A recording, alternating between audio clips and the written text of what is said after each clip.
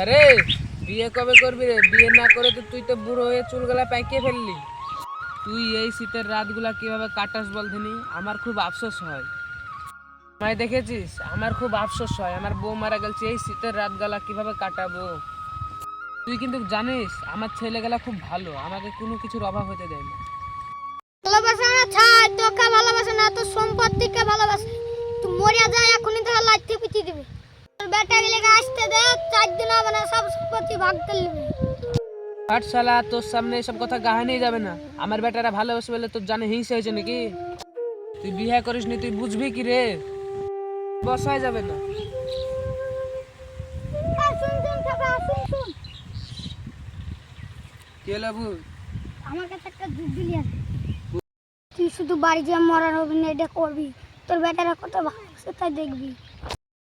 ঠিক আছে, তোর কথা মতো দেখবো আমার বেটারা কত ভালোবাসে। ঠিক আছে, তুই কাল বাড়িতে আসবি। ঠিক আছে, আসবি।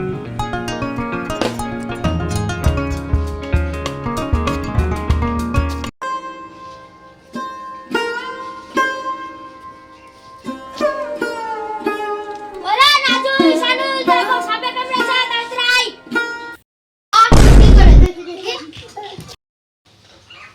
কি করে? কোন জায়গায় দেখি? ওই পাকুনটা দেখি কোনটা কামড়েছে। বাবা ধর রে, ধর। আব্বা আফগানে আছে, পাপুল সাপুরে কাটা কেন ধরে যা। কি আছে ভাই?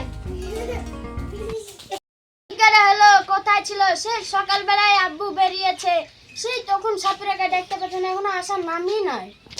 আর বলো না, আমার আব্বা খাবার দিতে এসেছিলেন তো তোমার আব্বা ছটফট করছিল, হয়তো তোমার আব্বা খড়ি সাপে কামড়াইছে।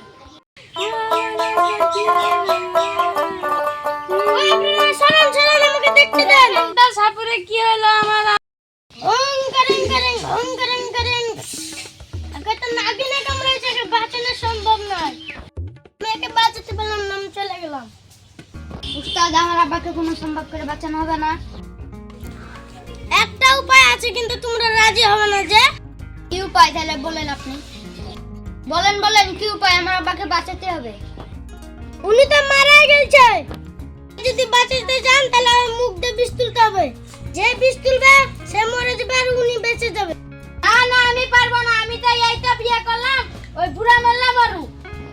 তুমি যদি বাড়ির ছোট ছেলে, বাবা তুমি বিষ তুলে বাঁচাও। আমি এসব পারবো না বাঁচাতে। না আমার এখনো অনেক স্বপ্ন বাকি আছে। বুড়ো বাপ মরছে মরুক। ঠিক আছে, আমার বড় ভাই বেরিয়েছে, বড় ভাইকে বলবো না।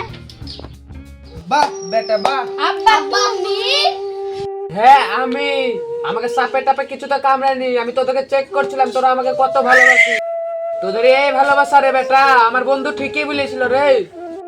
আর বন্ধু বলেছিল সাপের অ্যাক্টিংটা করতে, আমি যদি না করতাম তাহলে তোদের আসল চেহারা দেখতে পেতাম না রে। আব্বা আমাকে ভুল হয়েছে, ক্ষমা করে দাও, জীবনে এরকম কাজ হবে না আব্বা। তোরা যা করেছিস তোদের কোনো ক্ষমা নাই। আজ থেকে কোনো বাবা ছেলেদের উপর ভরসাই পাবে না। বন্ধু তুই আমাকে ক্ষমা করে দিস, আমার যা জমি আছে আমি সবকে দান করে দিতে চাই। আচ্ছা বন্ধু, তাই করিস। তোরা এই ঘরে করতে পারছিস, তোদের এই ঘরে জায়গা নাই, তোদের কাছ থেকে তেজ্য পুত্র।